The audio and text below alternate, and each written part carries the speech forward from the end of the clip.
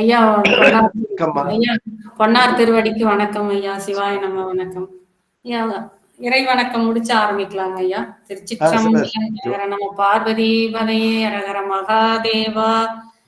மங்கள வாழ்த்து கல்லால் நிழல் மலை வில்லார் அருளிய பொல்லார் இணை மலர் நல்லார் புனைவரே அவையடக்கம் தம்மை உணர்ந்து தமை உடைய தன் உணர்வார் எம்மை உடைமை எமை ஈகளார் தம்மை உணரார் உடங்கு இயைந்து தம்மில் புணராமை கேளாம் புறன். முதல் சூத்திரம் அவன் அவள் அது எனும் அவை மூவினைமையின் தோற்றிய திதியே ஒடுங்கி மலத்து உளதாம் அந்தம் ஆதி என்மனார் புலவர். இரண்டாம் சூத்திரம் அவையே தானேயாய் இருவினையின் போக்குவரவு உரிய ஆணையின் நீக்கம் இன்றி நிற்கும் அன்றே. மூன்றாம் சூத்திரம் உளது இளது என்றலின் எனது உடல் என்றலின் ஐம்புலன் ஒடுக்கம் அறிதலின் கண்படில் உண்டி வினை இன்மையின் உணர்த்த உணர்தலின் மாயா இயந்திர தனுவினுள் ஆன்மா. நான்காம் சூத்திரம் அந்த கரணம் அவற்றின் ஒன்று அன்று அவை சந்தித்தது ஆன்மா சகச மலத்து உணராது அமைச்சு அரசு ஏய்ப்ப நின்று அஞ்சு அவத்தைத்தே. ஐந்தாம் சூத்திரம் விளம்பிய உள்ளத்து மெய் வாய் கண் மூக்கு அளந்து அறிந்து அறியா ஆங்கு அவை போல தாம் தம் உணர்வின் தமியருள் காந்தம் கண்ட பசாசத்து அவையே. ஆறாம் சூத்திரம் உணர் உரு அசத்து எனின் உணராது இன்மையின் இருதிறன் அல்லது சிவசத்தாம் என இரண்டு வகையின் இசைக்கும் மண்ணுலகே. ஏழாம் சூத்திரம் யாவையும் சூனியம் சத்தெதிராகலின் சத்தே அறியாது அசத்து இளது அறியாது இருதிறன் அறிவுளது இரண்டட ஆன்மா. எட்டாம் சூத்திரம் ஐம்புல வேடரின் அயர்ந்தனை வளர்ந்து என தம் முதல் குருவுமாய் தவத்தினில் உணர்த்த விட்டு அந்நியம் இன்மையின் அரண்கலல் செலுமே. ஒன்பதாம் சூத்திரம் ஊனக்கண் பாசம் உணராபதியை ஞானக்கண்ணில் சிந்தை நாடி உராத்துணை தேர்த்து என பாசம் ஒருவ தன் நிழலாம் பதி விதி என்னும் அஞ்செழுத்தே.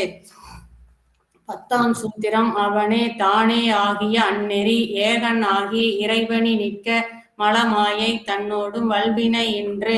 11ஆம் சூத்திரம் காணும் கண்ணுக்கு காட்டும் உளம்போல் காணா உள்ளத்தை கண்டு காட்டலின் அயரா அன்பின் அரண்கலல் செலுமே. 12ஆம் சூத்திரம் செம்மலர் நோல்தா சேர ஒட்டா அம்மலம் கழிய அன்பரோடு மறி மாலர நேயமும் அழிந்தவர் வேடமும் ஆலயம் தானும் அரணெனத் தொழுமே. திருச்சிற்றம்பலம். ஐயாவுடைய பொன்னார் திருவடியை வணங்கி மற்றும் அனைத்து அடியார் பெருமக்களுடைய திருவடிகளை எல்லாம் போற்றி வணங்கி ஐயா அவர்கள் நம்மளது நடராஜ பெருமானுடைய திருவடியை நித்தலும் வணங்கி நம்ம மெய்கண்டார் அருளிய சிவஞான போதத்தை நமக்கெல்லாம் விரித்து உரைக்க இசைந்துள்ளார்கள். அந்த ஐயாவுடைய தெய்வீக எண்ணத்தை போற்றி வணங்கி ஐயா அவர்கள் நமது இடைமருதேசன் சாத்திர குழுவிலே தொடர்ந்து நமக்கு உரை வழங்கும்படி ஐயாவுடைய பொன்னார் திருவடியை தாழ்மையுடன் கேட்டுக்கொள்கிறோம். அடியார்கள் சார்பாக சிவாய நம. வணக்கங்க ஐயா. திருச்சிற்றம்பலம். நம பார்வதி பதையே ஹர ஹர மகாதேவா. தென்னாடுடைய சிவனே போற்றி, நாட்டவர்க்கும் இறைவா போற்றி. சித் சபேஷா சிவசிதம்பரம் நம சிவகாமியை ஜெகதம்பிகே. திருச்சிற்றம்பலம். கல்லால் நிகன்மலை வில்லாரருளிய பொல்லாரிணை மலர் நல்லார் புனைவரே பேசும் பொருளுக்கு இலக்கிதமாம் பேச்சிறந்த மாசில் மணியின் மணி வார்த்தை பேசி பெருந்துறையே என்று பிறப்பறுத்தேன் நல்ல மருந்தின் அடி என் மனத்தே வைத்து. திருச்சிற்றம்பலம். இடைமருதீசன் இணைதிகள் போற்றுகின்ற அடியார் திருக்கூட்டத்தினருக்கும் மற்றும் இந்த நிகழ்ச்சியிலே அறிவிப்பினை அறிந்து பங்கு கொள்கின்ற ஏனைய அடியார் பெருமக்களுக்கும் அடியனுடைய மனமார்ந்த சிறந்தாழ்ந்த வணக்கங்களை சொல்லி, ஆசிரியர் மெய்கண்ட தேவநாயனார் அருளி இருக்கின்ற சிவஞான போதமாகின்ற உயர் நூல், உயர் சிவஞான போதம் என்று கூறப்படுகின்ற நூல், அந்த நூலினுடைய செறிந்த பொருளை தொடங்குவோம்.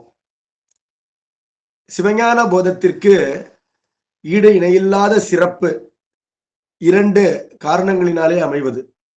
ஒன்று, ஞான நூல்களிலே மிகவும் சுருக்கமான உடல் அமைப்பை கொண்டது இந்த நூல். 12 நூற்பாக்கள். கடவுள் வாழ்த்திலே அம்மையார் அவர்கள் நூல் முழுவதுமே நமக்கு படித்து காட்டினார்கள். அப்படி 12 நூற்பாக்களினாலேயே அமைந்து, ஆனால் படைப்பு அனைத்தும் முப்பொருள்களால் நிறைந்தது. அந்த முப்பொருள்களுடைய ஈரியல்பினையும் ஆராய்ச்சி அறிவிற்கும் அனுபவ அறிவிற்கும் வெளிப்படும் வண்ணம் முறையாக நம்மை இட்டு செல்கின்ற ஒரு பெரிய செயலை செய்து முடிப்பது இந்த சிறிய நூலாகின்ற சிவஞான போதம். அளவில் மிகச் சிறியது என்பது அதனுடைய ஈடு இணையில்லாத ஒரு பெருமை. இன்னொரு பெருமை என்ன அப்படின்னு கேட்டா, ஞான நூல்கள் எல்லாம் ஒரு சமய கொள்கையினை சித்தாந்தமாக கூறுகின்ற இயல்பு கொண்டவை. சித்தாந்தம் என்ற சொல்லுக்கு பொது பொருள் என்ன அப்படின்னு கேட்டா, அவரவருடைய முடிந்த முடிவு என்பது பொது பொருள். இடுகுறி பொருளாக சித்தாந்தம் என்பது காமிகம் முதலிய 28 சைவ ஆகமங்களுடைய ஞானபாத பொருளை குறிக்கும். அதனை இடுகுறி பெயர் என்று கூறுவார்கள். அதாவது முக்காலின்னு சொல்றோம். சொன்னா 3 கால்களை கொண்ட எந்த ஒரு பொருளையும் முக்காலி என்று சொல்லலாம். 3 கால்களை கொண்டது என்று சொல்லலாம். அது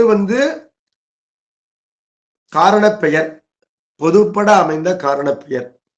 ஆனால் நம்ம வீட்டுல முக்காலியை கொண்டு வா அப்படின்னு சொன்னா, ஒரு அகிரிணை பொருள், டீ பிஸ்கட் வச்சுக்கிட்டு சாப்பிடுவதற்கு பயன்படுகின்ற ஒரு சிறிய மேசை, அதனைத்தான் குறிக்கிறோம். அது இடுகுறி பெயர். அதே போல சித்தாந்தம் என்ற சொல்லுக்கு அதனை காரண பெயராக கொண்டோம் என்று சொன்னால், பொதுப்பட அமைந்திருக்கின்ற பொருள் யாது என்று கேட்டால், அவரவர் சித்தாந்தம் அவரவருக்கு சித்தாந்தம், முடிந்த முடிவு. சைவத்திலே சித்தாந்தம் என்று சொல்லப்படுவது ஒரு இடுகுறி பெயர். அது 28 ஆகமங்களுடைய ஞான பாதத்தினுடைய ஞான நூல் முடிவினை குறிக்கின்ற ஒரு சொல். எதை போலன்னு கேட்டா, வேதாந்தம் என்பது உபநிடதங்களுடைய பொருளை குறிக்கின்ற ஒரு சொல். அது எவ்வாறு உபநிடதங்களின் பொருளுக்கு இடுகுறியாயிற்றோ, அதே போல சித்தாந்தம் என்பது ஆகமங்களின் ஞான பாதத்திற்கு இடுகுறியாயிற்று. இப்பொழுது எந்த ஒரு ஞான நூல், சமயங்கள் நூற்றுக்கணக்கிலே இருக்கின்றன. அந்தந்த சமயத்தார் போதிக்கின்ற ஞான நூல்களிலே அவரவர் ஒரு கோட்பாட்டினை முடிந்த கோட்பாடாக கொண்டிருப்பார்கள். ஆகவே அதனை மறுப்பவர்கள் உண்டு. சிவஞான போதத்தினுடைய சிறப்பு என்னன்னா, சிவஞான போதம் என்ற நூல் யாராலும் மறுக்கப்படாத நூல் என்பது அதற்கு இன்னொரு சிறப்பு. சிவஞான போதத்தினுடைய 2 சிறப்புகள், அது அளவில் மிகச் சிறியது என்பது ஒன்று. இரண்டாவது, அது மாற்றுச் சமயத்தாலும் வளைக்கப்பட்டு அவரவர் உண்மையை இதிலே காண்கின்ற முயற்சி செய்வார்களே அல்லாமல், சிவஞான போதத்திலே சொல்லப்பட்ட செய்திகளை நேரடியாக மறுப்பார் இல்லை என்பது இந்த சிவஞான போதத்திற்கு இன்னொரு சிறப்பு. அது வேதம் போலவே பெருமையாக கருதப்பட்டு வந்திருக்கின்றது. சிவஞான போதம் என்ற இந்த நூலுடைய பெயர், அந்த பெயர் காரணத்தை பார்ப்போம். உலகம் என்பது முப்பொருளால் அமைந்தது என்பது நம்முடைய கொள்கை. பதி, பசு, பாசம் என்பன அந்த 3 பொருள்கள். இந்த 3 பொருள்களின் ஈர் இயல்புகளை சைவ ஆகமங்களுடைய ஞான பாதங்கள் நமக்கு விளக்குகின்றன என்று பெரியோர்கள் கூறுகின்றார்கள். பதிபசுபாசமாகின்ற முப்பொருளை சைவம்தான் கூறுகின்றது என்று நாம் உணர்கிறோம். ஆனால் சந்தானாச்சாரியரிலே ஒருவராகின்ற உமாபதி சிவம் தம்முடைய சிவப்பிரகாசத்திலே எல்லா சமயத்தாரும் அறிவிக்கின்றார்கள் முப்பொருளை. அந்த முப்பொருளின் ஈரியல்புகளை தன்னகத்தே கொண்டிருப்பது 5 எழுத்து என்று கூறுகின்றார். எல்லா சமயத்தாரும் முப்பொருள்களையே கூறுகின்றார்கள் என்று சொன்னால் அதிலே நமக்கு ஒரு மலைவு ஏற்படும். ஆனால் அந்த மலைவு தேவையில்லை. உண்மையிலேயே இந்த 3 பொருளை தவிர ஆராய்வதற்கு வேறு பொருள் இல்லை என்று பார்க்கின்றோம். இந்த 3 பொருளிலே ஒரு பொருள் சப்ஜெக்ட் என்று சொல்லப்படுகின்ற நாம், ஆராய்கின்ற நாம் உண்டா இல்லையா என்பது ஒரு கேள்வி. அது பசு என்று நாம் சொன்னாலும் பசுவினையே வெவ்வேறு பரியாய நாமங்களினாலே ஏனையோர் கூறுவார்கள். ஆன்மா என்று கூறுகின்ற நூல்கள் உண்டு, உயிர் என்று கூறுகின்ற நூல்கள் உண்டு, மனிதன் என்று கூறுகின்ற சமயத்தாரும் உண்டு. என்ன காரணம்னா, விலங்குகள் போன்ற ஏனைய பிராணிகள் அவர்களுக்கு உயிர்களே இல்லை, மனிதனுக்கு உணவாகின்ற காரணத்தினால மனிதன் மட்டுமே உயிர் என்று கொண்டு அவ்வாறு சில முரட்டு சமயங்களும் உண்டு. எப்படி சொன்னாலும் இந்த சப்ஜெக்ட், இந்த நூலினை யார் படிக்கின்றானோ அவன் ஒரு பொருள், முப்பொருளிலே ஒரு பொருள். அடுத்தது கண்ணால் காணப்பட்டு காதால் கேட்கப்பட்டு ஐம்பொருளினாலே நுகரப்படுகின்ற இந்த பெரிய உலகம், அது ஆப்ஜெக்ட், அது ஒரு பொருள். இப்ப சப்ஜெக்ட்னு ஒரு பொருள் இருக்கு, ஆப்ஜெக்ட்னு ஒரு பொருள் இருக்கு.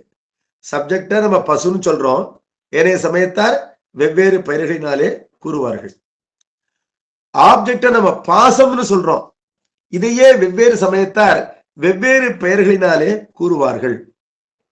உலகம் என்று கூறுவார் உண்டு, மேட்டர் என்று கூறுவார் உண்டு, அச்சித்து என்று கூறுவார் உண்டு, இப்படி ஜகத் என்று கூறுவார் உண்டு.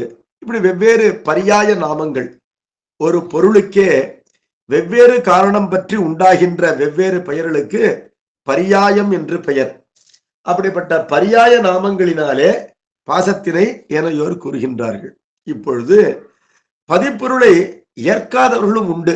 அப்படி இருக்கும் பொழுது எல்லா சமயத்தாரும் முப்பொருள் கூறுகின்றார்கள் என்று உமாபதிசிவம் எவ்வாறு கூறுகின்றார் அப்படின்னு கேட்டா, பதிப்பொருளை ஏற்காதவர்களும் பதிப்பொருளை இல்லை என்று கூறுகின்றார்களா இல்லையா? அப்பொழுது நீ கூறுகின்ற பதி இல்லை, அப்படி ஒரு கடவுள் என்பவன் இல்லை என்று கடவுளை மறுக்கின்ற நூல்களும் கடவுள் என்ற ஒரு பொருள் இல்லை என்று கூறுவதற்காக அந்த கடவுளை விசாரிக்கின்றார்கள் என்பதனால எல்லா சமய நூல்களிலும் முப்பொருள் விசாரிக்கப்படுகின்றன. இருந்தாலும் அந்த முப்பொருளின் பொது இயல்பு மற்றும் சிறப்பு இயல்பாகின்ற உண்மை இயல்புகள் உள்ளவாறு உணர்த்தப்படுகின்ற நூல் யாது என்று கேட்டால் அதுவே சித்தாந்தம் என்று சொல்லப்படுகின்ற சைவ ஆகமங்கள் என்பது நம்முடைய நிலை. இதுல முப்பொருளிலே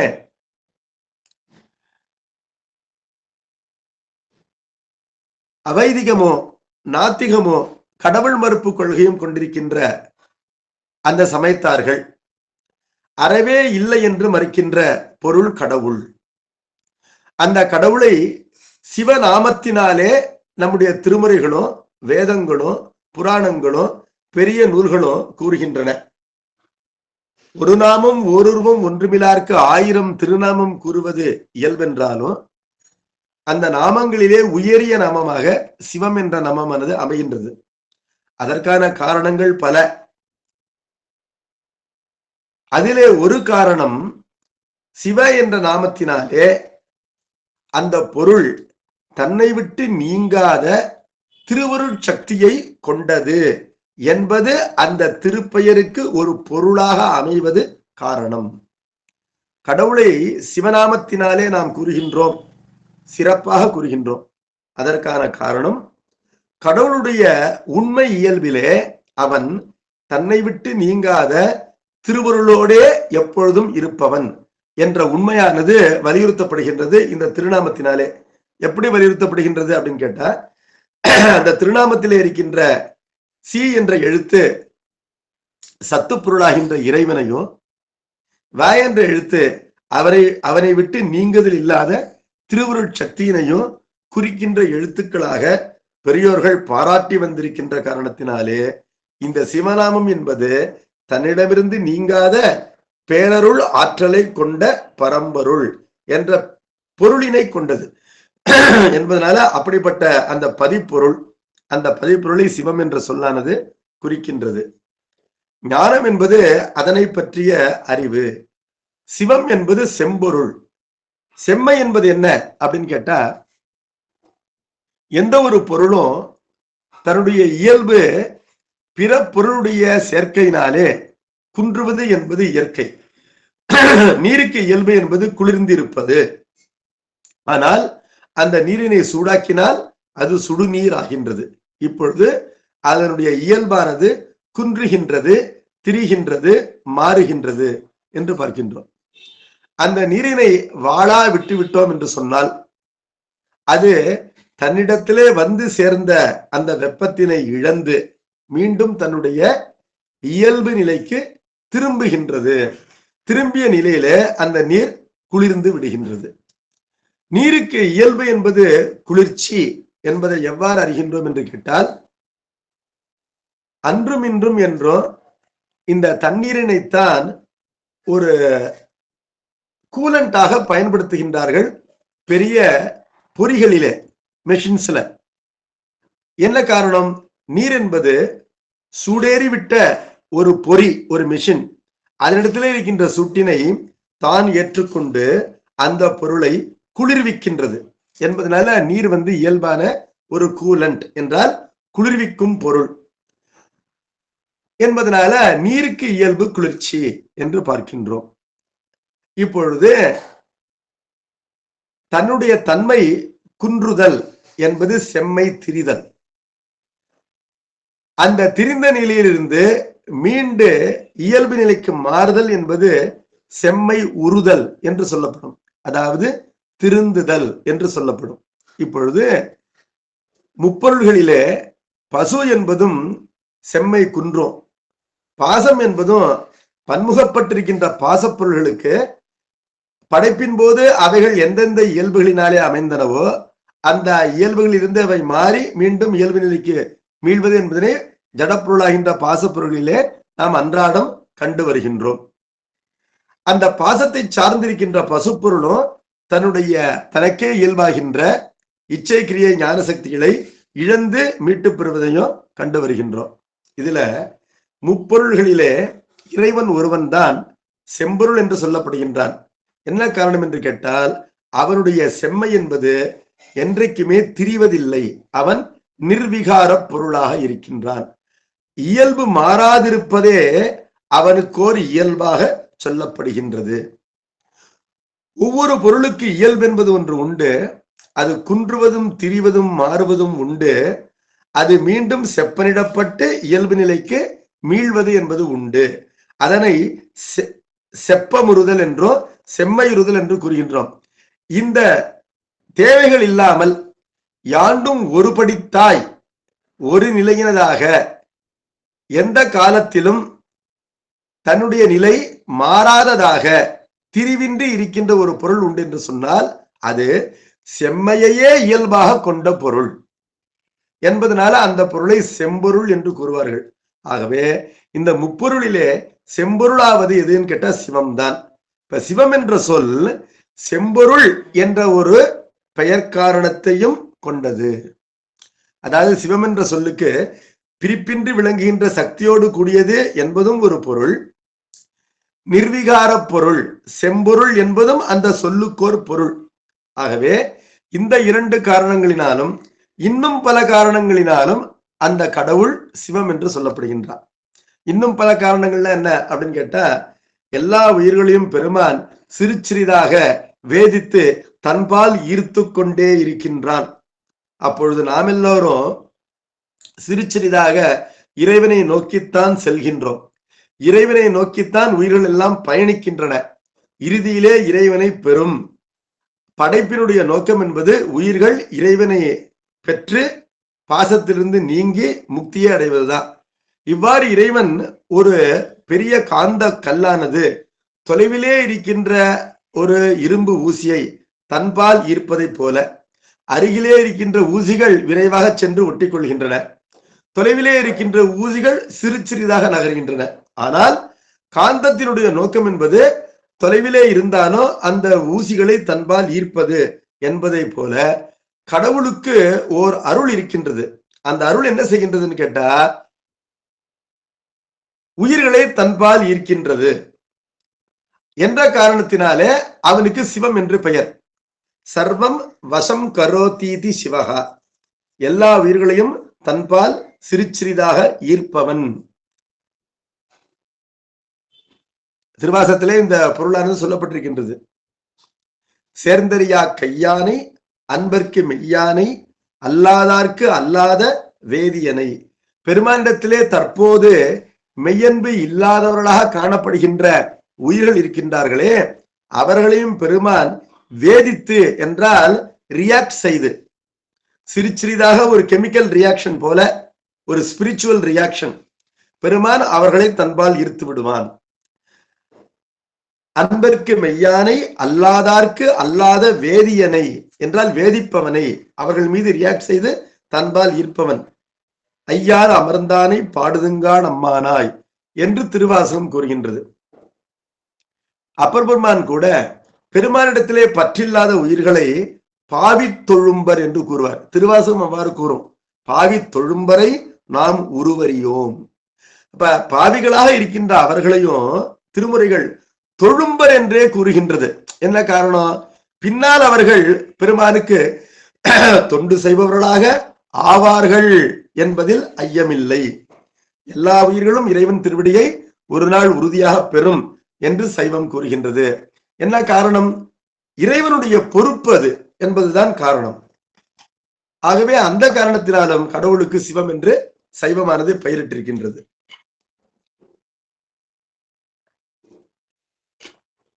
இன்னும் பல காரணங்கள் உண்டு. இதுபோல பல உரிய காரணங்களினாலே கடவுள் சிவம் என்று சொல்லப்படுகின்றான் சைவத்துல.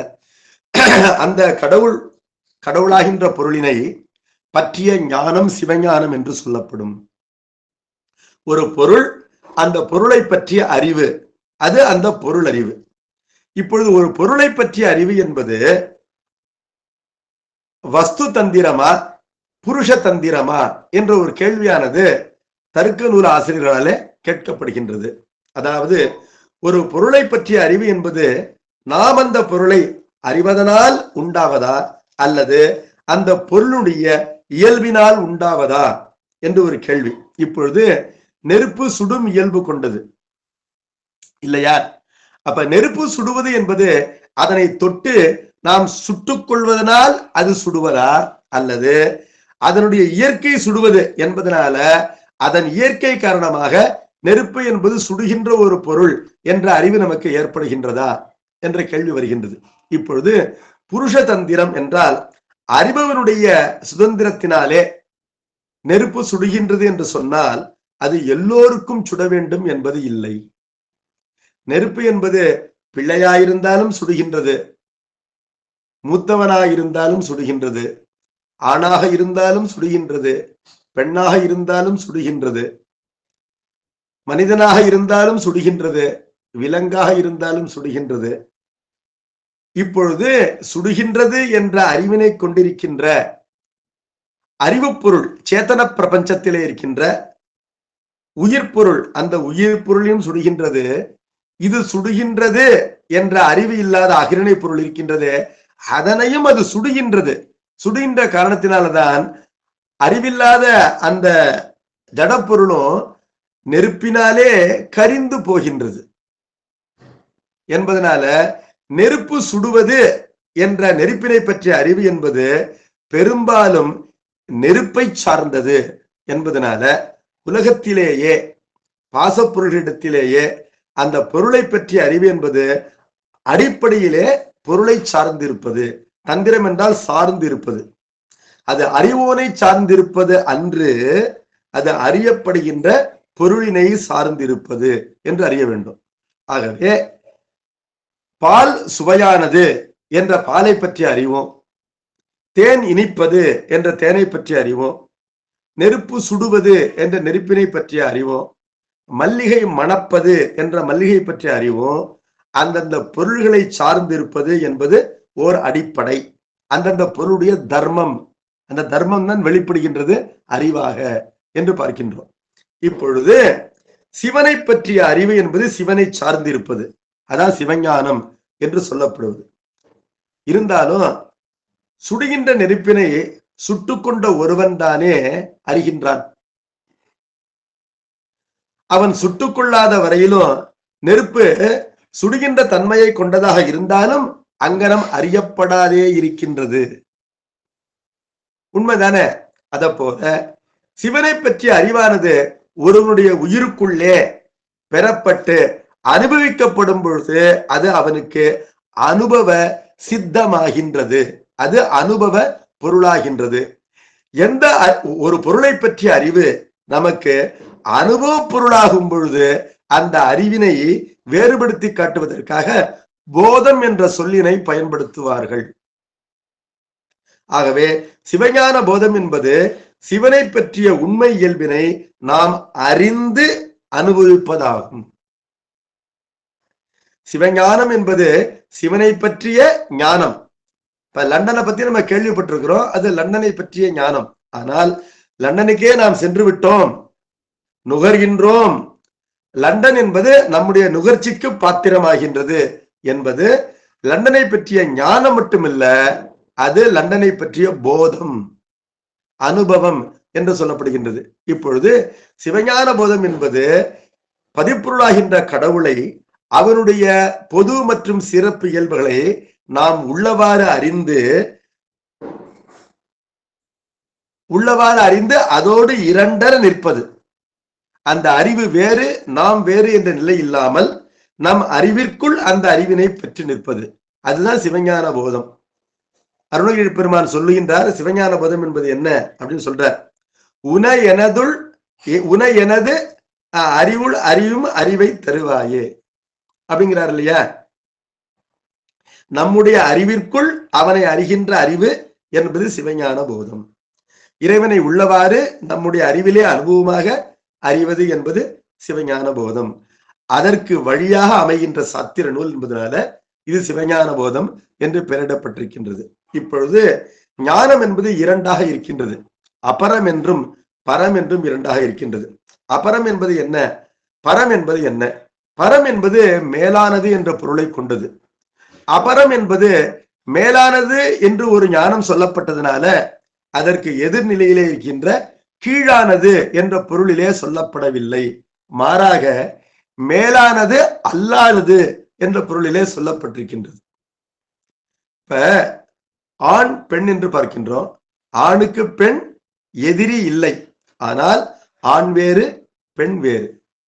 பெண்ணை பார்த்து இவள் ஆண் அல்லள் என்று சொன்னால் ஆணுக்கு எதிரி என்பது பொருள் அன்று, இவள் ஆண் இல்லை என்பது பொருள்.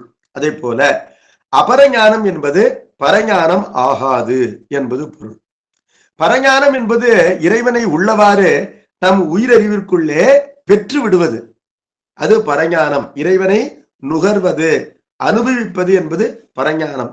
மாறாக அந்த அனுபவத்திற்கு ஒரு தடையானது இருக்கின்றது, அந்த அனுபவமானது ஏற்படவில்லை. இருந்தாலும் அந்த அனுபவத்தினை சுட்டுகின்ற ஒரு ஞானம் இருக்கின்றது, பிழையில்லாமல் சுட்டுகின்ற ஒரு ஞானம் இருக்கின்றது. அதனை அபரஞானம் என்று கூறுவார்கள். அது சாத்திரங்களின் வழியாக ஒருவர் பெறுகின்ற ஞானமாகும். அதனையே கலைஞானம் என்று கூறுவார். ஊமையிலா கலைஞானம் என்று சேக்கிழார் பெருமான் கூறுகின்றார். அதாவது பிழையில்லாத கலைஞானம் ஒன்று உண்டு என்று சொன்னால் அது ஊமையிலா கலைஞானமாகும். நூலறிவு என்பது ஒருவருக்கு என்றைக்குமே உண்மை ஞானத்தை உண்டாக்காது. அப்பொழுது சிவஞான போதமும் ஒரு நூல்தானே, அந்த நூலறிவு ஒருவருக்கு எவ்வாறு அனுபவத்தை உண்டாக்கும் என்ற கேள்வியானது நியாயமான கேள்வி. ஆனால் சிவஞான போதம் உயர் சிவஞான போதம் என்று கூறப்படுகின்றது. என்ன காரணம்? சரியை கிரியை யோகமாகின்ற தவ பயிற்சியின் அடிப்படையிலே தனக்குரிய ஒரு சர்க்குருநாதனை பெற்று அந்த குருநாதனுடைய திருமுக மண்டலத்திலிருந்து இந்த 12 நூற்பாக்களால் அமைந்த சிவஞான போதமாகின்ற மெய்நூலை ஒருவன் கேட்கின்ற பாக்கியம் கிட்டியது என்று சொன்னால் அந்த நிலையிலே இது எப்படின்னா தில்லைக்கு செல்கின்ற வழியினை காட்டுகின்ற ஓர் அறிவிப்பு பலகை போல, அதாவது ஐயம் திரிவர நம்மை ஏமாற்றாத ஒரு அறிவிப்பு பலகை போல இருந்து தில்லைக்கு கொண்டு விடும் அந்த வழியானது. அதை போல இது பரஞானமாக மிளிரக்கூடிய அபரஞானம். ஆகவே அபரஞானம் என்பது என்னன்னு கேட்டா, நூலினை ஓதுபவர்கள் அந்த நூற்பொருளை பிழையற அறிவது என்பது அபரஞானமாகும். இது எல்லாராலும் முடிகின்ற ஒரு செயல் அன்று.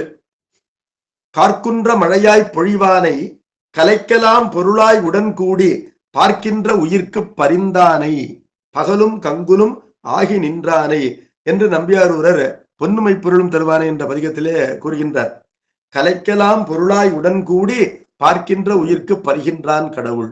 என்ன பொருள்னு கேட்டா, தான் கற்கின்ற எல்லா சாத்திரங்கள், கலை என்றால் சாத்திரம், எல்லா அறிவு நூல்களுக்கும் கடவுளே இலக்கு என்பதை ஒருவன் உணர ஆரம்பித்து விட்டான் என்று சொன்னால் அவன் அந்த சாத்திரங்களை முறையாக கற்கின்றான், முறையாக உணர்கின்றான். அந்த தான் படிக்கின்ற நூல்களுடைய உண்மை பொருளை உணரத் தொடங்கிவிட்டான் என்பது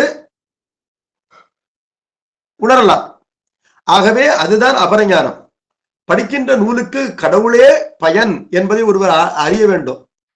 இவ்வாறு அறிவார் உண்டான்னு கேட்டா உண்டு. 2 நாட்களுக்கு முன்பு சண்டேச நாயனாருடைய குரு பூஜை ஆயிற்று. அந்த சண்டேச நாயனார் சிறு பிள்ளையாக இருந்து வேதங்களை கற்கும் பொழுதே வேதங்களை அங்கங்களோடு கற்கின்றார். அப்பொழுது எதை உணர்ந்தாரா? அலகில் கலையின் பொருட்கு எல்லை ஆடும் கடலே என அந்த தெளிந்தார் அந்த சிறிய பெருந்தகையார். துணையோ நூல்கள் இருக்கின்றன. அத்துணை நூல்களிலும் பல சாத்திரங்கள் போதிக்கப்படுகின்றன. அந்த நூல்களுக்கெல்லாம் பொருள் என்பது, இலக்கு என்பது தில்லிலே ஆடுகின்ற கடவுளுடைய திருவடிதான் என்பதை அவர் உணரத் தொடங்கினார். செலவு மிகுந்த சிந்தையினில் உணர்ந்தார் சிறிய பெருந்தகையார் என்று கூறுகின்றார். அதுதான் அபரஞானம் என்று சொல்லப்படும். பிரம்மதீர்த்த கரையிலே ஆளுடைய பிள்ளையாரை கடவுளானவர் ஞானப்பால் அளித்து ஆட்கொண்ட பொழுது அவர் பரம் அபரமாகின்ற 2 ஞானங்களையும் ஒருங்கே கைவர பெற்றார். என்ன காரணம்? அந்த பிள்ளை இன்னும் பள்ளிக்கே செல்லல. அந்த சிறு வயதிலே படிக்க வேண்டிய எல்லா நூல்களின் உண்மை பொருளை படித்தவராக ஆகிவிட்டார். அதோடு மட்டுமில்லாமல் தவம் செய்து அந்த ஞானத்தினாலே அடையக்கூடிய அனுபவத்தையும் அடைந்தவராக ஆகிவிட்டார் என்பதனால உணர்வறிய மெய்ஞானம் ஊமையிலா கலைஞானம் இரண்டினையும் அவர் ஒரு சேர பெற்றார். அதுல ஊமையிலா கலைஞானத்தை நமக்கு உள்ளவாறு கூறுவது இந்த உயர் சிவஞான போதம் என்ற நூல் என்ற அளவிலே இந்த நூலினுடைய பெருமையை சொல்லி, நூலுக்கு பழங்காலத்து பெரியோர்கள் ஒரு சிறப்பு பாயிரமானது அருள் இருக்கின்றார்கள். அந்த சிறப்பு பாயிரத்தை இப்பொழுது நாம் படிப்போம். இந்த சிறப்பு பாயிரத்தை அருளியவர் யார் என்று அறியவில்லை. ஆனால் இந்த பழைய சுவடிகளிலே இந்த சிறப்பு பாயிரத்தோடு தான் சிவஞான போதமானது காணப்படுகின்றது என்பதனால அந்த அகவற்பாவினை இப்பொழுது படிப்போம். மலர்தலை உலகின் மாயிருள் துமிய பலர்புகழ் ஞாயிறு படரின் அல்லதை காண்டல் செல்லா கண்போல் இண்டிய பெரும்பெயர் கடவுளின் கண்டு கண்ணிருள் தீர்ந்து அருந்துயர் குரம்பையின் ஆன்மா நாடி மயர்வு அற நந்தி முனிகணத்து அளித்த உயர் சிவ ஞான போதம் உரைத்தோன் பெண்ணை புனல் சூழ் வெண்ணை சுவேதவனன் பொய்கண்டு அகன்ற மெய்கண்ட தேவன் பவம் நனி வன்பகை கடந்த தவறடி புனைந்த தலைமையோனே என்ற ஒரு நேரிசை ஆசிரியப்பா சிறப்பு பாயிரமாக பெரியோரால் அருளப்பட்டிருக்கின்றது. இதனுடைய பொருள் என்ன அப்படின்னு கேட்டா, 1000 இருந்தாலும் பாயிரம் இல்லாமல் நூல் அமையாது என்று கூறுவார்கள். ஒரு ஆசிரியர் தான் எழுதுகின்ற நூலுக்கு தானே பாயிரம் அமைப்பது உண்டு. அதற்கு தற்சிறப்பு பாயிரம் என்று பெயர். பிற பெரியோர்கள் அந்த நூலினை விதந்து கூறுவதும் உண்டு. அதற்கு சிறப்பு பாயிரம் என்று பெயர். இப்பொழுது அமைந்திருப்பது சிறப்பு பாயிரம். இதுல என்ன சொல்றேன்னா, மலர்தலை உலகு அப்படின்னா இந்த உலகமானது மிகவும் பெரியது, பல கண்டங்களை கொண்டது. உலகம் என்பதனால நாம் வாழ்கின்ற பூமியை மட்டும்தான் கொள்ள வேண்டும் என்பதில்லை. உயிர்கள் பூமியை தவிர வேறு கோள்களிலும் படைக்கப்படுகின்றன என்ற காரணத்தினாலே படைப்பு அனைத்தையும் உலகம் என்று சொல்லும் பொழுது உலகம் என்பது மிக பெரியது. அந்த உலகத்திலே மாயிருள் துமிய என்றால் பெரிய இருளானது கவிந்திருக்கின்றது. அந்த இருள் என்ன அப்படின்னு கேட்டா, சூரியனால் விலகுகின்ற புற இருளை இங்கு சொல்லவில்லை. அதனை உலகம் என்பது உயர்ந்தோர் மாட்டே என்று கொண்டால், சேதனம் அச்சேதனம், அறிவு உடைய உலகம் அறிவு இல்லாத உலகம் என்று உலகம் இரண்டாக இருக்க, உயிர் பொருளாகின்ற உயிர்கள் அறிவு உலகம் என்று சொல்லப்படுகின்றன. அந்த அறிவு பொருளுடைய உயிரினை அகப்படுத்தி இருக்கின்ற ஒரு பெரிய இருள் இருக்கின்றது. அந்த இருள் எது போன்றது, அது எதனால் கெடுவது என்று கேட்டால், புற உலகிலே சூரியன் உதிப்பதற்கு முன்பாக ஒரு பெரிய இருள் இருக்கின்றது. அந்த இருளின் தன்மை எப்படிப்பட்டது என்று சொன்னால், காணும் தன்மை கொண்ட ஒரு கண் கூட சூரியன் இல்லை என்று சொன்னால் ஒரு பொருளை காண தவறுகின்றது என்பதனால, அந்த சூரியனுடைய உதவி இல்லாமல் இந்த இருள் நசிக்காத நிலையிலே காணும் ஆற்றல் கொண்ட ஒரு கண் கூட காணாது என்ற நிலை இருப்பதை போல அகத்திலே ஒரு இருள் இருக்கின்றது. அந்த இருளினை நசிப்பிக்கின்ற ஒரு ஞான ஆசிரியன் அல்லது அவருடைய வாய்மொழியாகின்ற ஒரு ஞான நூல், அதனுடைய அருளாகின்ற ஒளி கிட்டாத வரையிலும் காண்கின்ற கண்ணும் புறத்தே இருக்கின்ற இருள் விலகாத போது காணாததை ஒத்து இச்சைக்கிரியை ஞானமாகின்ற சக்திகளை பெற்றிருக்கின்ற உயிரும் அந்த சக்திகள் மறதலை செய்யாது முடங்கி கிடக்கின்ற நிலையிலேயே இருக்கும். அதாவது முக்தியினை பெறமாட்டார் என்ற பொருளிலே இந்த புற இருளை நசிப்பிக்கின்ற ஒரு சூரியன் செய்கின்ற உதவியினை அக இருளாகின்ற ஆணவ மலத்தினை நசிக்க செய்கின்ற சிவஞான போதமாகின்ற சூரியன் செய்கின்றது என்று கூறுகின்றது இந்த சிறப்பு பாயிரம். வெளியிலே இருக்கின்ற இருளானது பலர் புகழ் ஞாயிறு படரின் அல்லதை காண்டல் செல்லா கண் போல.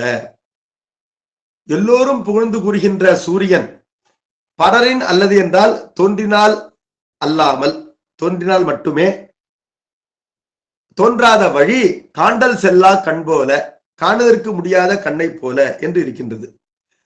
சூரியன் தோன்றாத போது காண முடியாத கண்ணை போல என்று இருந்தாலும், கண் காணும் வண்ணம் சூரியன் தோன்றுவதை போல என்று அதனை சிறிதே மாற்றிக்கொள்ள வேண்டும். கண்கள் காண வேண்டும் என்பதற்காக அந்த இருளினை நீக்கி சூரியன் தோன்றுவதை போல ஈண்டிய பெரும்பெயர் கடவுளின் கண்டு என்றால், இந்த உலகத்தையும் படைத்து காத்து அழிக்கின்ற ஒரு கடவுள், அந்த கடவுளை சொல்லும் பொழுது பெரும்பெயர் கடவுள் என்று சொல்கின்றார். பெரும்பெயர் என்பது மகா வாக்கியம் என்ற வடமொழி சொல்லினுடைய தமிழாக்கம். எல்லா நூற்பொருளையும் தம்மிடத்தை அடக்கி சிறு நூற்பாக்களாக கொண்டிருக்கின்ற வேத மொழிகளுக்கு மகா வாக்கியங்கள் என்று பெயர். ஒவ்வொரு மகா வாக்கியமும் ஒவ்வொரு பெரிய சாத்திரத்தினுடைய பொருளை தனக்குள்ளே அடக்குகின்ற வல்லமை கொண்ட வாக்கியங்கள். அந்த வாக்கியங்களினாலே கடவுள் என்று உணர்த்தப்படுகின்ற ஒரு பெரிய கடவுள். அந்த கடவுளின் கண்டு என்று சொன்னால், அந்த கடவுளின் அருளினாலே கண்டு. எதனை கண்டு என்று கேட்கும் பொழுது, அருந்துயர் குரம்பையின் ஆன்மா நாடி. துயர் என்றால் பிறவி துன்பம். வாழ்கின்ற நாம் எல்லோரும் அனுபவிக்கின்ற துன்பத்திற்கு பிறவி துன்பம் என்று பெயர். பிறவியினால் ஏற்படுகின்ற துன்பம் பிறவி துன்பம். இதற்கு ஒரு அருமைப்பாடு சொன்னார். அருந்துயர் என்று இதனை விசேடித்தார். என்ன காரணம்? நம்முடைய முயற்சியினாலே இது நீங்குவது இல்லை என்பதனால அருமைப்பாடு கொண்ட துன்பம். இந்த துன்பத்தை நுகர்வதற்கு இடமாக இருப்பது எது அப்படின்னு கேட்டா, இந்த துன்பத்தை உயிரானது ஒரு உடம்பிற்குள் இருந்துதான் நுகர்கின்றது. அந்த உடம்பு எப்படிப்பட்டதுன்னு கேட்டா, அந்த உடம்பு எல்லா வசதிகளையும் படைத்த ஒரு மாட மாளிகை போல இருக்கின்றதான்னு கேட்டா அப்படி இல்லை. வசதிகள் இருந்தாலும் பல ஓட்டைகளாக இருந்து, ஒரு மழை பெய்தாலோ காற்றடித்தாலோ வாழ்வதற்கு சிரமப்படுகின்ற ஒரு குடிசையை போல உள்ள ஒரு உடம்பு. வாதம் பித்தம் கபம் ஆகிய நோய்களுக்கு இடம் கொடுத்து கொண்டு நல்ல வசதிகள் இல்லாத ஒரு குடிசை தான் உடம்பு. அப்படிப்பட்ட குடிசை போன்றது நாம் பெற்றிருக்கின்ற உடம்பு என்று பெரியவர்கள் கூறுகின்றார்கள். அந்த குரம்பையின் இருந்து கொண்டு ஆன்மா நாடி என்றால், அந்த வீட்டிற்குள் வசிக்கின்ற இந்த உயிரானது இரண்டு ஆன்மாக்களை பற்றி ஆராய முனைகின்றது. ஆன்மா என்ற சொல் வடமொழி சொல். தமிழிலே தான் என்று மொழிபெயர்க்கப்படும். இப்பொழுது வேதத்திலிருந்து எல்லா நூல்களும் என்ன கூறுகின்றன? உடம்பிற்குள்ளே நாம் உயிர் வாழ்கின்றோம், நமக்கு ஜீவான்மா என்று பெயர். உடம்பிற்குள்ளே உயிர் வாழ்கின்ற நாம் ஈட்டிய நல்வினை தீவினை பயன்களை நுகர்வதற்கு இடமாக உடம்பு அமைகின்றது. அதே நேரத்துல நாம இந்த நல்வினை தீவினை பயன்களை நுகர்ந்து விடுவோமா? அந்த பயன்களை நமக்கு நுகர்விப்பதற்கு ஒரு தாய் என்பவள் குழந்தைக்கு உணவினையும் மருந்தினையும் ஊட்டுவதைப் போல இன்ப துன்பங்களை நமக்கு ஊட்டுவதற்கு ஒரு தாய் போல ஒரு பொருள் இருக்கின்றது. குழந்தைக்கு அருகிலேயே தாய் இருந்து உணவினையும் ஊட்டுகின்றாள், நோய்க்கு மருந்தினையும் ஊட்டுகின்றாள். அதை போல இருவினை பயன்களை உடம்பிற்கு இடமாக உடம்பிலே இருக்கின்ற நமக்கு ஊட்டுகின்ற ஒரு பொருள் நாம் வாழ்கின்ற உடம்பினையே தனக்கும் இடமாக கொண்டிருக்க வேண்டும் என்று கருதுவதிலே பிழை இல்லை. ஆனால் இந்த நாம்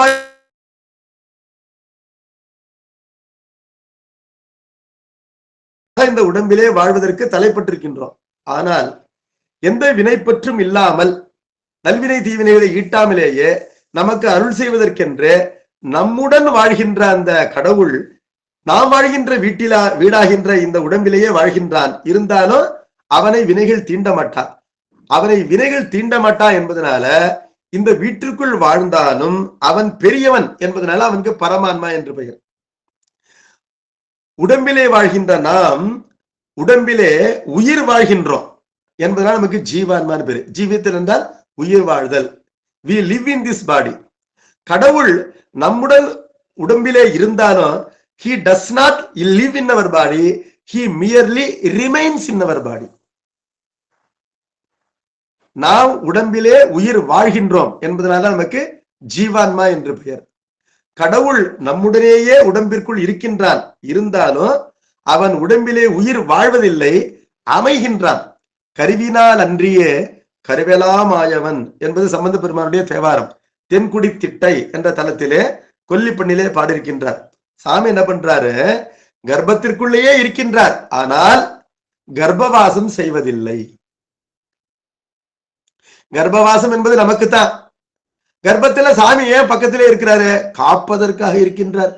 தோன்றா துணையா இருந்தனன் தன் அடியோங்களுக்கே. அடியவர்களுக்கு தோன்றா துணையா இருக்கின்றான் கடவுள்னு சொன்னாரு.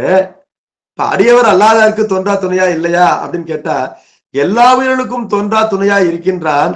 அடியார்கள் மட்டும்தான் அவன் துணையா இருப்பதை எப்படியோ தங்கள் அடிமை பண்பினாலே அறிந்து விடுகின்றார்கள் என்பதை சொல்லுவதற்காக தோன்றா துணையா இருந்தனன் தன் அடியோங்களுக்கே என்று சொன்னார்.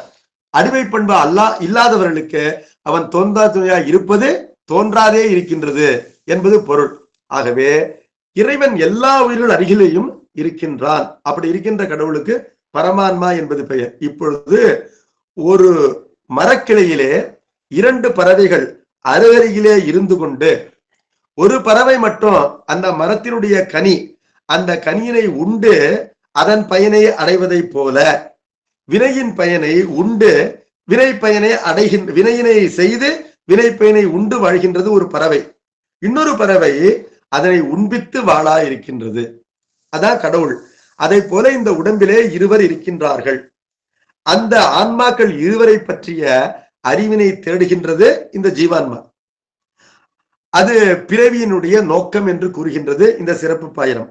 அருந்துயர் குரம்பையின் ஆன்மா நாடி பொறுத்தற்கரிய துன்பத்தை செய்கின்ற குடிசை போன்ற உடம்பு முதலியவற்றை ஏதுவாக கொண்டு, அதாவது அதன் காரணமாக அதில் வாழ்வதை ஒரு வசதியாக வாய்ப்பாக கொண்டு, ஆன்மா நாடி என்றால் ஜீவான்மாவாகிய உயிர், பரமான்மாவாகிய கடவுள் ஆகிய இரண்டின் இயல்பையும் நாடி என்றால் ஆராய்ந்து.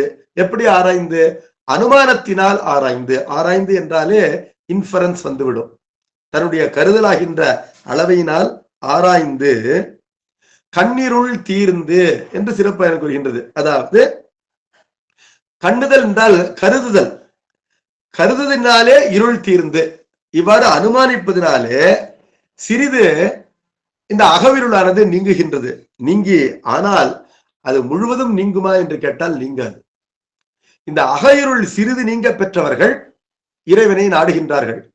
இறைவனுடைய அருளினாலே அகையிருளானது முழுவதும் நீங்கும் பொழுது இறைவனை உள்ளவர அறிந்து நுகர்கின்றார்கள் என்று நூல்கள் கூறுகின்றன. அவ்வாறு தீர்ந்து ஈண்டிய பெரும்பெயர் கடவுளின் கண்டு மகா வாக்கியங்களுக்கு பொருளாக இருக்கின்ற ஒரு பரம்பலுடைய அருளினாலே, இன் இன் என்பதெல்லாம் அருளினாலே என்ற பொருளிலே வருகின்ற அந்த சொற்கள். கண்டு என்றால் கடவுளர்களினாலே ஜீவான்மா பரமான்மா ஆகிய அந்த இரண்டு பொருளினுடைய சிறப்பு இயல்புகளையும் அனுபவமாக கண்டு என்றால் ரியலைஸ் செய்து உள்ளவாறு அறிந்து, மயர்வு அற என்றால் ஆணவ மலம் கடவுளுடைய அருளினாலே நீங்கினாலும் இந்த உயிரானது உடம்பிலே வாழ்கின்ற காலத்திலே அதற்கு வாசனா மலம் என்ற நிலையிலே அந்த ஆணவ மலம் தொடர்ந்து தாக்கிக் கொண்டே இருக்குமா. அதாவது ஒரு பெருங்காயம் வைத்த டப்பா பெருங்காயம் தீர்ந்து விட்டால் கூட பெருங்காய வாசனையோடு விளங்கும். அதை போல குருநாதனுடைய அருளினாலே ஆணவ மலமானது நீங்க பெற்றிருந்தாலும் உடம்பிலே உயிர் வாழ்கின்ற காரணத்தினாலே அதனுடைய வாசனை என்பது தாக்கிக் கொண்டே இருக்கும். அந்த வாசனையானது தாக்கும் பொழுது உயிரானது அதனால் தாக்கப்பட்டு மீண்டும் பழைய நிலைக்கு சென்று விடாது இருக்க வேண்டும் அல்லவா. அதற்காக ஞான நூல்களை கேட்கும். இறைவனுடைய அருளினாலே இறைவனை உள்ளவாறு அறிந்திருந்தாலும் கூட சிவஞான போதம் போன்ற ஞான நூல்களுடைய தேவை என்பது இருக்கின்றது என்று சிறப்பு பாயிரம் கூறுகின்றது. அவ்வாறு ஞான நூல்களை கேட்பதனால இந்த ஆணவ மலத்துடைய வாசனையை தாக்காது தன்னை காத்துக் கொள்கின்றது. அப்படி கேட்கப்பட்ட நூல்தான் சிவஞான போதம். அது எப்பொழுது கேட்கப்பட்டது என்று கேட்டால், நந்தி முனிகணத்து அளித்த திருவியாற்றிலே தோன்றியவர் அதிகார நந்தி என்று சொல்லப்படுகின்ற திரு நந்தியம்பெருமான். அவரு கைலையினுடைய தெற்கு கோபுர வாசலுக்கு காவல்காரராக இருக்கின்றார். சைவ சித்தாந்த மரபிற்கு முதல் ஆசிரியராக இருக்கின்றார். அகச்சந்தானத்திலே அவர் முதல்வராக திகழ்பவர். அவர் பிரம்மதேவனுடைய மனதிலே தோன்றிய சனகர், சனந்தனர், சனாதனர், சனத்குமாரர் ஆகிய நால்வருக்கும் ஆதியிலே இந்த சிவஞான போத நூலினை அருளினார். அந்த நூலினை அருளினார். அங்கனம் அளித்த அருளிய உயர் சிவஞான போதம். உயர் என்பது ஏனைய நூல்களுக்கெல்லாம் மேம்பட்டு விளங்குவதாகிய அந்த சிவஞான போதம் அது வடமொழியிலே இருக்கின்றது. ரௌரவ ஆகமம் என்ற ஆகமத்தினுடைய ஞான பாதமாக அது விளங்குகின்றது. அந்த நூலினை உரைத்தோன் என்றால் தமிழிலே உரைத்தோன் என்று ஒரு சொல்லினை பெய்து கொள்ள வேண்டும். எங்கனம் உரைத்தார்? நூற்பாவினை மட்டும் உரைத்தாரா? இல்ல, அந்த நூற்பாவினை உள்ளபடியே உணர்ந்து கொள்வதற்காக ஒவ்வொரு நூற்பாவிற்கும் கருத்துரையும் பொழிப்புரையும் உரைத்தார். அந்த கருத்துரையும் பொழிப்புரையும் சேர்ந்து வார்த்திகம் என்று சொல்லப்படும். சிறியதாக இருக்கின்ற உரைக்கு வார்த்திகம் என்று பெயர், மிக பெரியதாக இருக்கின்ற உரைக்கு பாஷ்யம் என்று பெயர். இப்ப ஆசிரியர் மெய்கண்ட தேவநாயனார் ரௌரவ ஆகமத்திலே இருக்கின்ற நந்தியம்பெருமானுடைய திருவாக்காகின்ற 12 நூற்பாக்களையும் தமிழிலே மொழிபெயர்த்தருளே அதோடு அமையாமல் அந்த நூற்பாக்களுடைய உண்மை பொருளை உள்ளவாறு அறிவதற்காக ஒவ்வொரு நூற்பாவிற்கும் ஒரு கருத்துரை உரைத்தார். நூற்பாவினுடைய நோக்கம் என்ன என்பதை கருத்துரையினாலே சொல்லி அந்த நூற்பாவினுடைய பொருளை பிண்டீகரணம் செய்துன்னா அடக்கி கொடுத்தல், பொழித்து கொடுத்தல், பொழிப்புரை செய்தார். அதற்கு வார்த்திகம் என்று பெயர். அவ்வாறு செய்தவர் யார் என்று கேட்டால், பெண்ணை புனல் சூழ் அந்த தென்பெண்ணை ஆற்றினுடைய நீரினாலே சூழப்பெற்று விளங்குகின்ற வெண்ணை திருவெண்ணை நல்லூர் என்ற ஊரிலே எழுந்தருளி இருந்து இந்த சிவஞான போதத்தினை தன்னுடைய சீடர்களுக்கு உபதேசித்து வந்தவர். ஸ்வேதவனன், ஸ்வேதவன பெருமாள் என்னும் இயற்பெயர் உடையவர். அந்த பெயர் எதனால் வந்ததுன்னு உங்களுக்கு எல்லாம் தெரியும். அவர் மேலும் பொய் கண்டு அகன்ற மெய்கண்ட தேவன் என்றால், பொய் என்பது உலகத்திலே அசத்தாக சொல்லப்படுகின்ற பாச பொருள்கள். அவற்றையெல்லாம் தன்னுடைய ஆராய்ச்சியினாலே இது ஆன்மா ஆகாது என்று அவற்றை கழித்து பொய்ப்பொருளை எல்லாம் கண்டு கழித்து மெய்கண்ட தேவன் உயிருக்கு உயிராக இருக்கின்ற மெய்ப்பொருளை சார்ந்து அறிந்து சிவானுபவத்தை பெற்றவன். தன்னுடைய குருநாதன் தனக்கு உபதேசித்த ஞானத்தினை அவர் உபதேசித்த வழியிலே நின்று உணர்ந்த பெருமான் என்பது பொருள். இது ஒரு பொருள். இன்னொரு பொருள், பொய் என்பது பிற சமய கோட்பாடுகள். அந்த கோட்பாடுகளை எல்லாம் இவை உண்மை நிலைகள் அல்ல என்று கண்டு அகன்ற மெய்கண்ட தேவன் சைவ ஆகமங்களின் ஞானபாத முடிவாகின்ற சித்தாந்தத்தினையே முடிந்த முடிவாக கண்டு தெளிந்த அந்த மெய்கண்ட தேவன் எந்த காரணத்தினாலே தன்னுடைய பெயரை தனக்கு உரியதாக்கி கொண்டவன். அவருக்கு மெய்கண்ட தேவர்னு ஒரு தீட்சா நாமம் உண்டு. அவர் மெய்யினை கண்டு உணர்ந்த காரணத்தினாலே அவர் உண்மையான மெய்கண்ட தேவர். தனக்கு தன்னுடைய பெயரினை தனக்கு பொருத்தமாக கொண்டவர் என்பது பொருள். என்ன காரணம் அப்படின்னு கேட்டா, வெள்ளையப்பன்னு பேர் வச்சிருப்பாங்க, கண்ணங்கரையல்னு இருப்பார். அதே போல் இல்லாமல் மெய்கண்டார் என்ற தீட்சாதம் பெற்ற இவர் உண்மையிலேயே மெய்கண்ட அமைந்தவர் என்பது பொருள்.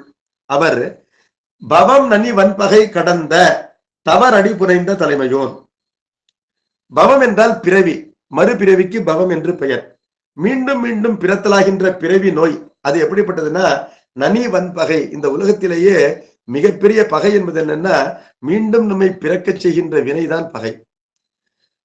கத்தி எடுத்துட்டு நம்மளை குத்த வரவெல்லாம் பகை இல்ல.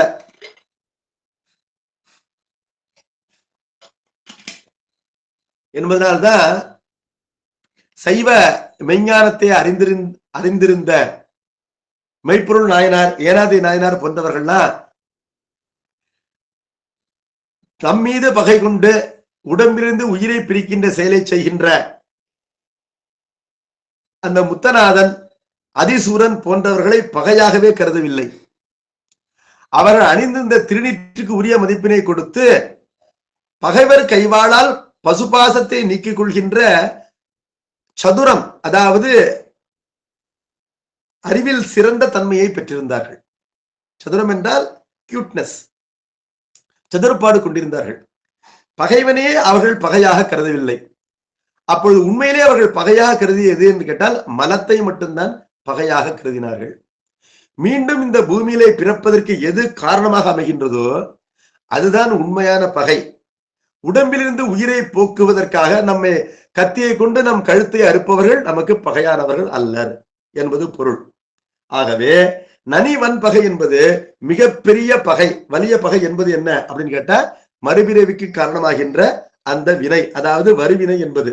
அதனை கடந்த என்றால் ஞானத்தினாலே ஈட்டுவதிலிருந்து ஒழிந்திருக்கின்ற மறுபிறவிக்கு காரணமாகின்ற வறுவினையை ஈட்டாது ஒழிகின்ற தவசிகள். அந்த தவசிகள் கூட மெய்கண்ட தேவருடைய திருவடியை புனைந்து வாழ்வார்கள். என்ன பொருள் என்று கேட்டால் வழிபடத்தக்கவர்களை வழிபடுவதன் காரணமாகத்தான் வாசனா மலத்திலிருந்து நம்மை நாம் காத்துக்கொள்ள முடியும் என்பதை 12வது நூற்பா நமக்கு காட்டுகின்றது. ஞானத்தை பெற்றிருந்தாலும் கூட ஞானம் என்பது ஒரு விளக்கு போன்றது. இந்த உலகத்திலே தவம், செல்வம், கல்வி, ஞானம் ஆகியவற்றையெல்லாம் ஈட்டுவதை விட காத்தல் அரிது. ஒரு விளக்கினை ஏற்றி விடுவது சுலபம், ஆனால் காற்றிலிருந்து அணையாமல் காப்பது என்பது முயற்சி தேவைப்படுகின்றது. அதே போல ஞானத்தை ஈட்டினாலும் கூட உடம்பிலே உயிர் வாழ்கின்ற வரையிலும் அந்த ஞானத்திற்கு மலவாதனை என்ற காற்றினாலே விளக்கிற்கு ஆபத்து ஏற்படுவதை போல ஆபத்து இருக்கின்றது என்ற காரணத்தினாலே ஒருவன் எவ்வாறு வாழ வேண்டும் என்று விதிக்கப்பட்டிருக்கின்றது. எவ்வாறு வாழ வேண்டும்? மாலர நேயம் மலிந்தவர் வேடமும் ஆலயம் தானும் அரணென தொழுது வாழ வேண்டும் என்று சிவஞான போதம் நமக்கு இறுதி நூற்பாவிலே வழிகாட்டுகின்றது. ஞானத்தை ஈட்டிய நிலையிலும் ஒருவன் உடம்பிலே உயிர் வாழ்கின்ற காலத்திலே, உடம்பிலே உயிர் வாழ்வது என்பது எத்துணை நாள் நீடிக்கும் என்று கேட்டால் முகந்து கொண்ட வினையானது தூய்க்கப்பட்டு தீர்கின்ற வரையிலும் உடம்பிலே உயிர் வாழ்தல் என்ற நிலையானது ஒருவனுக்கு தொடரும். அந்த நிலையிலே தன்னை காத்துக்கொள்வதற்காக தனக்கு ஞானத்தை உபதேசித்த அந்த குருநாதனையே மாலர நேயம் மலிந்தவரிடத்திலும் ஆலயத்திலும் அரண் என தொழ வேண்டும். அரண் என்றால் குருநாதன் என்பது பொருள். அடியார்களிடத்திலும் திருக்கோயிலிலும் தன்னுடைய குருநாதனையே கண்டு வழிபட வேண்டும் என்று சொல்லப்பட்டிருக்கின்றது. என்ற காரணத்தினாலே இவர்கள் வையத்துள் வாழ்வாங்கு வாழ்கின்ற பிறவி பகையை கடந்த ஞானியர் பெருமக்களும் மெய்கண்டநாதனுடைய திருவடியை தங்கள் தலையிலே புனைந்து வாழ்வார்கள் என்பதனால இவருடைய ஏற்றமானது சொல்லப்பட்டிருக்கின்றது. அவர் உரைத்த நூல் சிவஞான போதம் என்று இந்த சிறப்பு பாயிரம் கூறுகின்றது. இதுல நம்ம தெரிஞ்சுக்க வேண்டியது என்ன அப்படின்னு கேட்டா, வெளியிலே இருக்கின்ற இருளை வானத்திலே எழுகின்ற ஞாயிறு போக்குகின்றது. அதுபோல் ஞான நூல் என்பது தன்னை கற்றுணரும் மாணாக்கரது பெரிய அகையிருளை போக்குகின்றது அப்படிங்கிற ஒரு செய்தியை நம்ம தெரிஞ்சுக்கணும். ஆகவே ஒரு ஞான நூலின் துணை இல்லாமல் ஒருவன் தன்னுடைய அனுபவத்தினாலேயே உலகினை பற்றியோ கடவுளை பற்றியுமாகின்ற உண்மைகளை அறிந்து விடலாமா என்று கேட்டால், இருட்டிலே செல்கின்ற ஒருவன் கண்ணை விழித்து விழித்து பார்ப்பதினாலேயே பொருள்களை உள்ளவாறு கண்டுவிட மாட்டான் என்பதை போல ஞான நூலின் துணை இல்லாமல் ஒருவன் இந்த உலக அனுபவத்தினாலேயே முப்பொருளுடைய ஈர இயல்புகளையும் உள்ளவாறு அறிந்துவிட மாட்டான் என்பது பொருள். சரி, இப்பொழுது நம்முடைய சேக்கிழார் பெருமான் கூட அந்த திருத்தொண்டர் புராணத்தை எப்படி சொல்றார் அப்படின்னு கேட்டா, இங்கிதன் நாமம் கூறின் இவ்வுலகத்து முன்னாள் தங்கிருள் இரண்டில் மாக்கள் சிந்தையுள் சார்ந்து நின்ற பொங்கிய இருளை ஏனை புறையிருள் போக்குகின்ற செங்கதிரவன் போல் நீக்கும் திருத்தொண்டர் புராணம் என்பாம். இந்த உலகத்துல தொன்று தொட்டு 2 இருள் இருக்கின்றன. முன்னாள் என்பதனால தொன்று தொட்டு இருக்கின்றன. புறையிருள் எவ்வாறு தொன்று தொட்டு இருக்கின்றதோ அதே போல அகையிருள் ஆகின்ற ஆணவ மலமும் தொன்று தொட்டு அனாதியாகவே இருக்கின்றது. புறையிருளை சூரியன் போக்குவதை போல அகையிருளை திருத்தொண்டர் புராணம் போக்குகின்றது என்று சொன்னார். இதுக்கு திருத்தொண்டர் புராணம் வேண்டுமா, சிவஞான போதம் வேண்டுமா, வேறு நூல்கள் போதாதா அப்படின்னு ஒரு கேள்வி வருகின்றது. உலகத்திலே இருளை நீக்குவதற்கு கைவிளக்கு, நாம் ஏற்றுகின்ற விளக்கு போன்ற சிற்றொழிகள் பல இருந்தாலும் உலக இருள் என்பது பொதுப்பட ஒருவருக்கு அகண்ட ஏக ஞானத்தை உண்டாக்கும் வண்ணம் சூரியன் உதித்தால் ஒழிய விலகுவதில்லை. அதே போல சிறு சிறு நூல்களினாலே ஆணவமாகின்ற அகையுள் என்பது நீங்காது. மெய்ஞான நூலாகின்ற சிவஞான போதம் என்ற அந்த சூரிய உதயத்தினால்தான் நீங்கும் என்பதனால சிற்றொழிகளிலிருந்து பேரொழியாகின்ற சூரியனை வேறுபடுத்தி காட்டுவதை போல ஏனைய நூல்களிலிருந்து சிவஞான போதத்தை வேறுபடுத்தி காட்டுவதற்காக சிறப்பு பாயிர என்ன சொல்லுது, உயர் சிவஞான போதம் என்று இதனை சிறப்பாக கூறுகின்றது. சரி, இப்பொழுது இன்னொரு ஒரு கோயின்சிடன்ஸ் இதுல இருக்கு. அப்படின்னா சூரியனை நாம 12 சூரியர்கள் என்று சொல்றோம். ஒரு மரபு இருக்கு, புராண மரபு இருக்கு.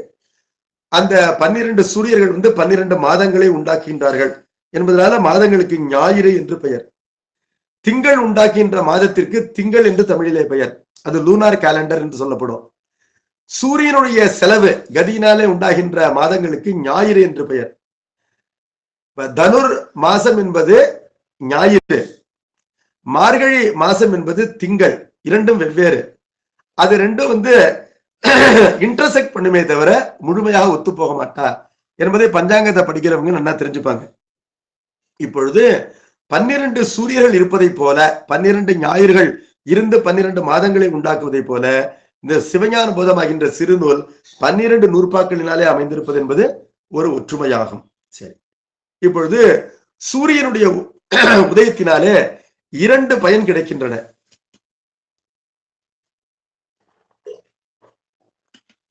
சூரியன் உதித்த உடனேயே கண்ணெதிரிலே காட்சிக்கு வருகின்ற பொருளை பற்றிய ஒரு பொது அறிவு உண்டாகின்றது. ஆனால் அது ஜெனரல் காட்சியாக அமைகின்றதே தவிர அருகிலே சென்று ஆராய்ந்து பார்க்கும் பொழுது கண்ணால் காணப்பட்ட ஒரு பொருள் அது உயர்திணை பொருளா அகிரிணை பொருளா, ஆனா பெண்ணா, இந்த ஊரா, நம்மால் ஏற்கனவே அறியப்பட்டவரா, அவர் அணிந்திருக்கின்ற ஆடை எப்படிப்பட்டது, அவர் பேசுகின்ற மொழி எப்படிப்பட்டது என்றெல்லாம் சிறப்பாக பர்டிகுலரைஸாக அருகில் சென்று சிறப்பாக ஒரு பொருளை அறிகின்றோம். ஒரு பொருளை பொதுப்பட அறிவதற்கும் அந்த சூரியனுடைய தோற்றமானது நமக்கு உதவி செய்கின்றது. தொடர்ந்து சூரிய ஒளியிலேயே நாம் என்ன பண்றோம், கண்ணால் கண்டதை மட்டும் கொண்டு அமைந்து விடாமல் தொடர்ந்து மனதாலும் புத்தியினாலும் ஆராய்ந்து பார்த்து அந்த பொருள் நமக்கு வேண்டுமா வேண்டாமா என்று அகங்காரத்தினாலே முடிவும் செய்து தெளிவாக அறிகின்றோம். அது அந்த பொருளை பற்றிய சிறப்பறிவினை நமக்கு தருகின்றது. அதே போலவே சிவஞான போதம் என்பது அறிய வேண்டிய முப்பொருளாகின்ற பதிபசு ஞானத்தை பற்றிய பொது அறிவினையும் தருகின்றது, சிறப்பு அறிவினையும் தருகின்றது. அந்த பொது அறிவினை தருகின்ற இயல் பொது இயல் என்று முதல் 6 நூற்பாக்களினாலே சொல்லப்பட்டது. சிறப்பறிவினை தருகின்ற சிறப்பு அனுபவத்தை தருகின்ற இயல் சிறப்பியல் என்று பின் 6 நூற்பாக்களினாலே நமக்கு சொல்லப்பட்டிருக்கின்றது. அதாவது பொதியியல் என்பது இறைவனுடைய திருவுருள் பதியாத நிலையிலே எல்லா சமயத்தாருக்கும் பொதுவாக அமைந்துள்ள ஒரு இயலாகும். இறைவனுடைய அருள் பதியப்பெற்ற நிலையிலே சரியை கிரியை யோகமாகின்ற ஞானத்திலே அதன் பயனை நுகரத்தக்க நிலையிலே ஒருவன் ஈட்டிய புண்ணியத்தின் பயனாக குருதானை பெற்ற நிலையிலே அவன் கடைபிடிக்க வேண்டிய சாதனைகளையும் அதன் பயனாகவும் இருக்கின்ற அந்த சிறப்பு அனுபவத்தை தருகின்ற இயலாக பின் 6 நூற்பாக்கள் அமைந்திருக்கின்றன என்பதை நாம் பார்க்கின்றோம். இந்த முன் 6 நூற்பாக்களிலே ஒருவனுக்கு ஆராய்ச்சி அறிவு மட்டும் உண்டாகின்றது. இது எல்லா சமயத்தாருக்கும் பொது.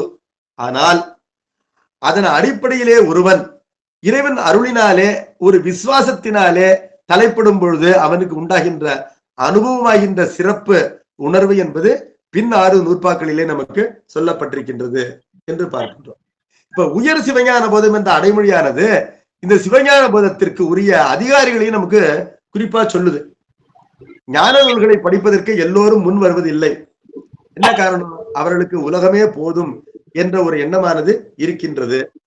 உலகப் பொருட்களிலே நாட்டம் இருக்கின்ற வரையிலும் ஞான பொருளை அறிந்து கொள்வதில் ஒருவருக்கு விருப்பம் என்பது மிகவும் மந்தமாக இருக்கும். ஆனால் உலகப் பொருளிலே உவர்ப்பு தோன்ற ஞானத்திலே நாட்டமானது அதிகமாக ஈடுபடும். அப்பொழுதுதான் அவர்கள் சமய வாழ்விலே தலைப்படுவார்கள். அந்த நிலையில் என்ன பண்ணுவாங்க? தீட்சை பெற்றுக் கொள்வார்கள், இறைவனை வழிபாடு செய்வார்கள், அடியவர்களுக்கு தொண்டு செய்வார்கள். இவ்வாறு அவர்கள் இறைவனோடு தொடர்ந்து அதிகமாக விரைவி வருவார்கள். அந்த தொண்டின் பயனாக ஏற்கனவே உலகத்தில் வருகின்ற லாப நட்டங்களிலே இருக்கின்ற அந்த ஈடுபாடு குறையும். அதனால நம்ம யாராவது திட்டினாலும் நமக்கு கோபம் வராது. மன்னிக்கின்ற அந்த தன்மையானது நம்ம இடத்திலே அதிகமாக வளரும். இவ்வாறு வளர வளர என்னாகும்? மனதிலே இருக்கின்ற மாசுகள் எல்லாம் கொஞ்சம் கொஞ்சமாக நீங்கி மனமானது தூய்மை பெறும். இவ்வாறு தூய்மை பெற்றிருக்கின்ற நிலையில்தான் ஒரு மனமானது ஞான நூலை கேட்பதற்கான தகுதியே பெறும். எதை போலன்னு கேட்டா, ஒரு கண்ணாடி இருக்கு, அது நம்முடைய முகத்தை காட்டும் தான். கண்ணாடி மேல குற்றம் இல்லை. இருந்தாலும் கண்ணாடி ஒரே அழுக்கா இருக்கும் போது அது ஒரு பொருளை நன்றாக காட்டாது.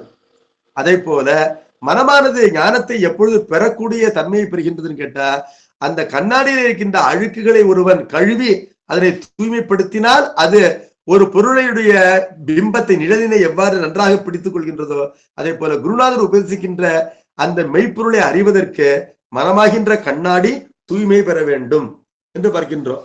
ஆகவே உள்ள தூய்மை பெற்றவர்களுக்குத்தான் இந்த சிவஞான போதம் என்பது பயன்படும். அப்ப மற்றவர்கள்லாம் அதனை படிக்க கூடாதான்னு கேட்டா, படிக்கலாம். படிப்பது என்பது அவர்களுக்கு பொத்தாம் பொதுவான ஒரு உணர்ச்சியை உண்டாக்கும், கொஞ்சம் இன்ட்ரெஸ்ட் உண்டாகும். அதுக்கப்புறம் இந்த இன்ட்ரெஸ்ட் என்ன ஆகும்? உலகத்திலே ஊடாடும் பொழுது அவிந்து போகும். ஏற்றிய விளக்கு ஒரு காற்றடித்த உடனே அவிந்து போவதை போல, ஒரு முறை சிவஞான போதத்தை கேட்டதினாலே உண்டாகின்ற தெளிவு என்பது அடுத்த நொடியே நம்ம உலகத்தில் ஈடுபடும் பொழுது அது ஏற்றிய விளக்கு அணைவதை போல அவிந்து போகும். தொடர்ந்து அந்த விளக்கானது எரியாது. அது தொடர்ந்து எரிய வேண்டும் என்று சொன்னால் அது நல்ல முரட்டு திரி போட்டு ஏற்றப்பட்டிருக்க வேண்டும். மோகம் என்ற காற்று அடிக்காத இடத்திலே ஏற்றப்பட்டிருக்க வேண்டும். அதே போல உள்ள தூய்மையும் சிரத்தை என்ற முரட்டு திரி இருக்க வேண்டும். முக்தியை பெற வேண்டும் என்ற அந்த முரட்டு பிடிவாதம் இருக்க வேண்டும். உலகிலே வருகின்ற நட்டம் என்பது நட்டமே இல்லை. உலகம் அனைத்தும் நட்டப்பட்டாலும் நமக்கு எந்த விதமான வருத்தமும் இல்லை என்ற நிலையானது இருக்க வேண்டும். அந்த நிலையிலே தான் சிவஞான போதமானது கேட்கப்பட வேண்டும். ஆகவே இது எல்லா நூல்களைப் போல எப்பொழுதும் கேட்கக்கூடிய நூல் இல்லை. இது சரியை கிரிய யோகமாகின்ற தவத்தின் பயனை நுகர்கின்ற பிறவியிலே, இறுதி பிறவியிலே கேட்கப்படுகின்ற நூல் என்று அதிகாரிகள் யார், இந்த நூலினை கேட்பதற்கு தக்கோர் யார், உரியவர் யார், அதிதீவிர பக்குவம் கொண்ட, ஞான இச்சை கொண்ட, முக்தி இச்சை கொண்ட, தொண்டருக்கும் இறைவனுக்கும் தொண்டுபட்டு பழகி இருக்கின்ற பெரியோர்களே இதனை கேட்கக்கூடியவர்கள். அது அடுத்து வருகின்ற மங்கள வாழ்த்திலே நல்லோர் என்று சொல்லப்படுபவர்கள், நன்று பெரிதாக என்பதனால பெரியவர்களே இந்த நூலினை கேட்கக்கூடியவர்கள் என்பதை காட்டுவதற்காக, இது பெரியோரால் கேட்கப்பட வேண்டிய நூல் என்பதற்காக பெரிய நூல் என்று சொல்வதற்கு உயர் சிவஞான போதம் என்று இதனுடைய உயர்ச்சியினை குறித்தார். அடுத்தது இந்த நூலாசிரியருடைய பெருமையை சொல்கின்றார். திருவெண்காடு என்ற தலம் சோழ நாட்டிலே உள்ளது. அது வடமொழியிலே ஸ்வேதவனம் என்று சொல்லப்படும். அந்த தலத்திலே இருக்கின்ற பெருமானுக்கு வெண்ணை பெருமான், ஸ்வேதவன பெருமாள் என்பது பெயர்.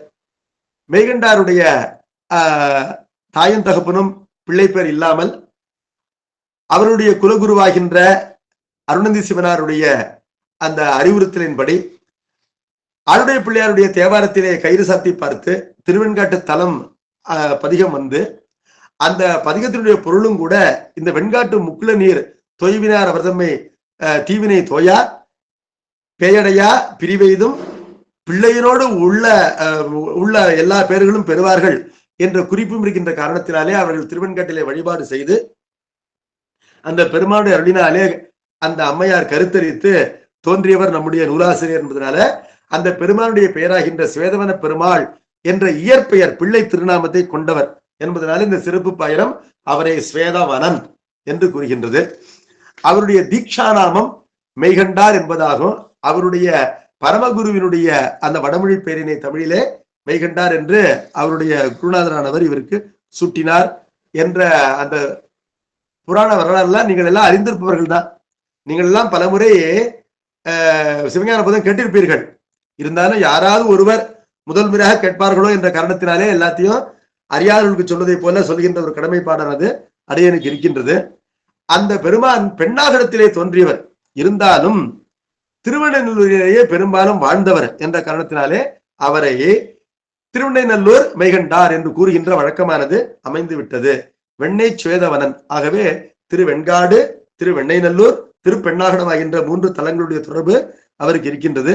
அவர் பொய்ச்சமயங்களின் பொருளை எல்லாம் கண்டு கழித்து மெய்ச்சமயமாகின்ற சைவ சித்தாந்தத்தினை அறிந்து இறையனும் கைகூடி எல்லோருக்கும் அதனை உபதேசித்து வந்த காரணத்தினாலே பொய்கண்டார் காணா புனிதமெனும் அத்துவித மெய்கண்ட நாதன் என்று நம்முடைய தாய்மான பெருமானாலும் இந்த சிறப்பு பாயிரம் அருளிய அந்த ஆசிரியரினாலே பொய்கண்டகன்ற மெய்கண்ட தேவன் என்று சிறப்பிக்கப்படுகின்றார்.